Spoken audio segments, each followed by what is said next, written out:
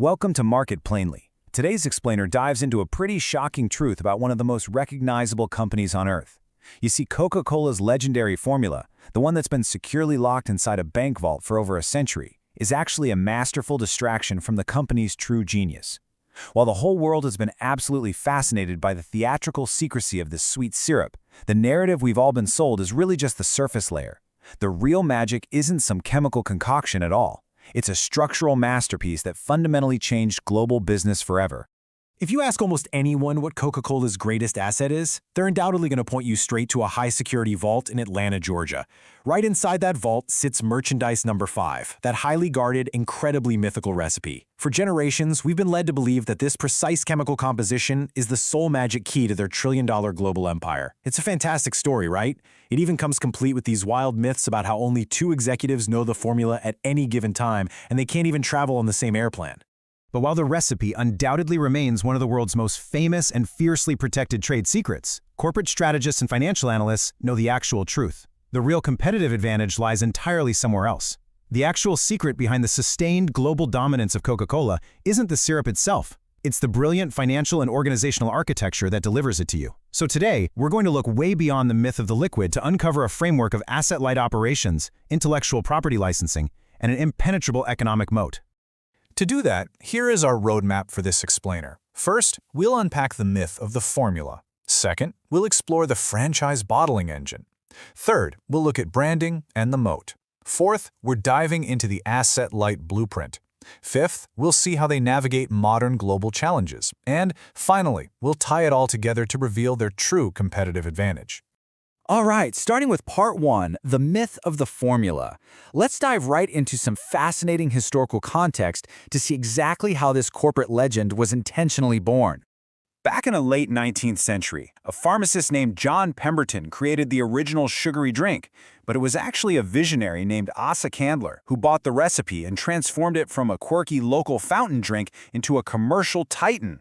In 1891, Candler made what is widely considered one of the smartest business decisions in corporate history. Instead of patenting the formula to protect his intellectual property, he chose to protect it under trade secret law. Now, why is this so crucial? Well, think about it. Patents are public documents, and eventually they expire, which legally allows competitors to completely replicate your product. By relying on absolute, unyielding secrecy without ever publicly disclosing the ingredients, Coca-Cola effectively secured a legal and psychological monopoly that could literally last indefinitely. And this absolute secrecy wasn't just some marketing promise. It was strictly maintained through highly fragmented modular manufacturing processes. Even to this day, no single employee or factory mixes the entire formula from start to finish. The system is so incredibly resilient that it easily survived a major corporate espionage attempt back in 2006. Get this, a rogue employee actually tried selling confidential documents and physical formula samples to their chief rival, Pepsi, for $1.5 million. Pepsi, bound by corporate law, simply reported them straight to the FBI. But here's the real kicker. The secrecy itself organically evolved into a brilliant marketing tool. It cultivated a public fascination and mystique that billions of dollars in traditional advertising simply cannot buy. Moving on to part 2, the franchise bottling engine. This is where we uncover the actual mechanics that truly power this massive global operation. This is where it gets really brilliant. Decades ago, Coca-Cola effectively split its business into 2 completely different operational segments. On one side, you have the parent company, which focuses strictly on concentrate operations. That basically means producing the high-margin proprietary syrups and managing the global brand equity. On the other side, you have finished product operations. Now, this involves all the incredibly expensive, low-margin physical infrastructure of the real world, running massive bottling factories, procuring local carbonated water, manufacturing plastic and glass packaging, and managing vast local fleets of delivery trucks. Coca-Cola masterfully offloaded all of that heavy lifting to independent franchise partners worldwide. Let's put some numbers to this, so you can see the staggering financial reality the structural divide creates. Looking at fiscal year 2025 data, the parent company, which, again, essentially just manufactures the syrup and licenses the brand, enjoys massive operating margins of over 33%. Meanwhile, one of its distinct franchise partners, the Coca-Cola Hellenic Bottling Company, absorbs all those heavy physical costs of trucks, factories, and manual labor. Because they're shouldering the physical burden of the supply chain, they operate at a much lower 11.3% margin. It's basically a tale of 2 entirely different business realities, all operating under one unified brand. So, The absolutely crucial takeaway here is that this decoupled structure creates what financial analysts call a virtually impenetrable economic moat. In business terms, an economic moat is a structural advantage that protects a company's long-term profits and market share from competing firms. By separating its high-margin intangible assets, like the brand and the syrup, from the heavy, capital-intensive physical infrastructure, the parent corporation completely insulates itself from the chaos of the real world. Think about it. If the global price of aluminum skyrockets, or if trucking fuel becomes prohibitively expensive, the local bottlers absorb that financial hit first. All the while, the parent company just keeps reliably collecting its high-margin cash flows from selling the concentrate. For long-term investors, this moat represents ultimate security. It's a system designed to consistently generate wealth regardless of turbulent global conditions. That leads us nicely into part 3, branding and the moat. Let's see how this structural advantage is fortified by the sheer power of global storytelling. Think deeply about this for a second. Even if modern chemical spectroscopy could reverse engineer the exact, precise ingredients of a Coke tomorrow, and the competitor perfectly replicated the taste, it wouldn't actually matter. There's no way competitors can replicate over a century of emotional marketing, massive global sponsorships, and deeply ingrained psychological brand equity. That is the formula's true overarching power. It allows Coca-Cola to take what is at its absolute core a commoditized mixture of sugar and water and sell it at premium margins simply because billions of people across the globe recognize, trust, and feel an instant emotional connection to the brand.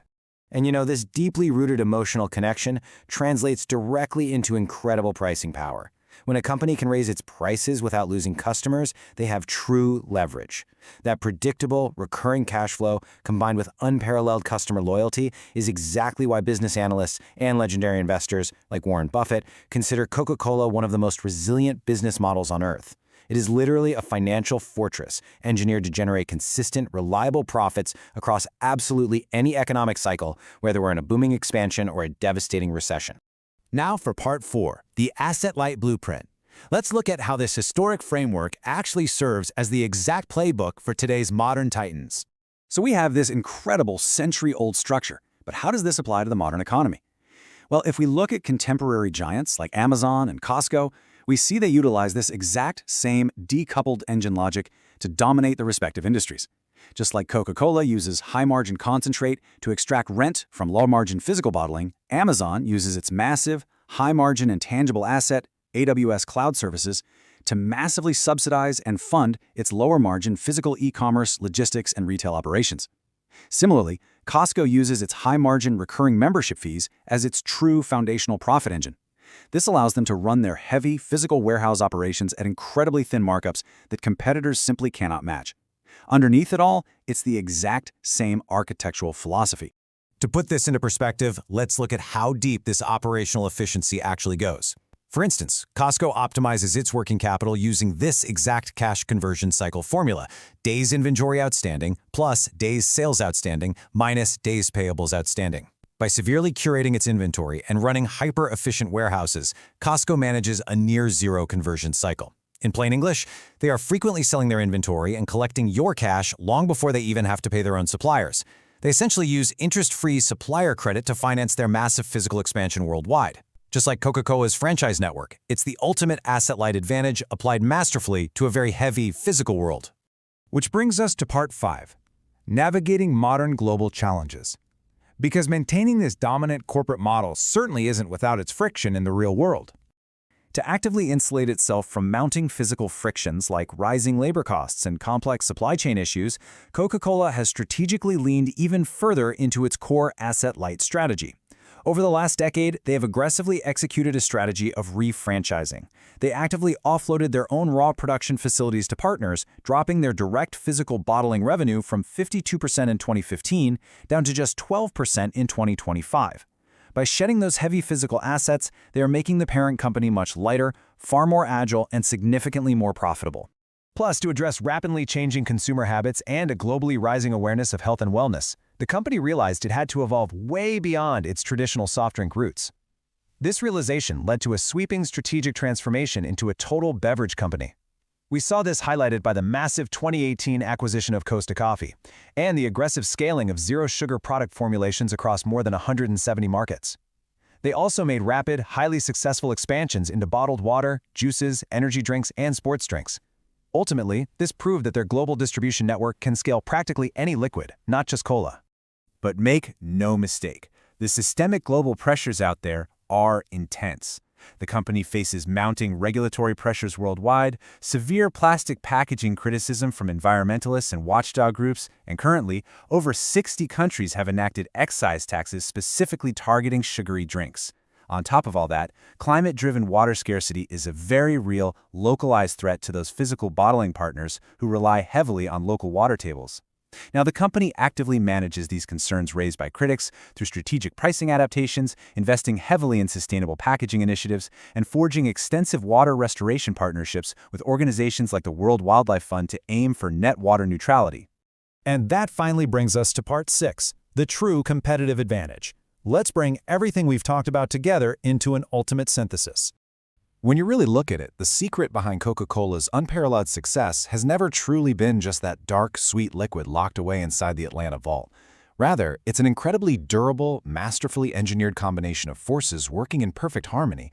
It's the unparalleled psychological brand equity cultivated over a century. It's a localized franchise distribution network that literally spans the entire globe. It's the unmatched pricing power that commands fierce consumer loyalty. And above all, it's that asset-light economic moat that meticulously protects the parent company from the unpredictable, heavy costs of the physical world. So, what do you think? Before we wrap up, I'd love to hear your take.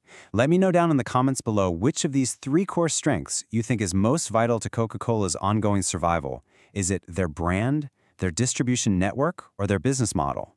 And while you're down there, tell us which company you think we should feature next. Thank you so much for watching this explainer. If you enjoy business, finance, technology, and economics explained in a simple, engaging, and authoritative way, please make sure to subscribe to Market Plainly. And definitely be sure to join us for our next explainer, where we're going to explore how Netflix changed entertainment forever. We'll be diving into how they completely reinvented how we watch movies and television, pioneered the streaming revolution from the ground up, and practically forced an entire, highly reluctant industry into a completely new business model. It is a fascinating story of disruption, and you absolutely won't want to miss it. See you next time.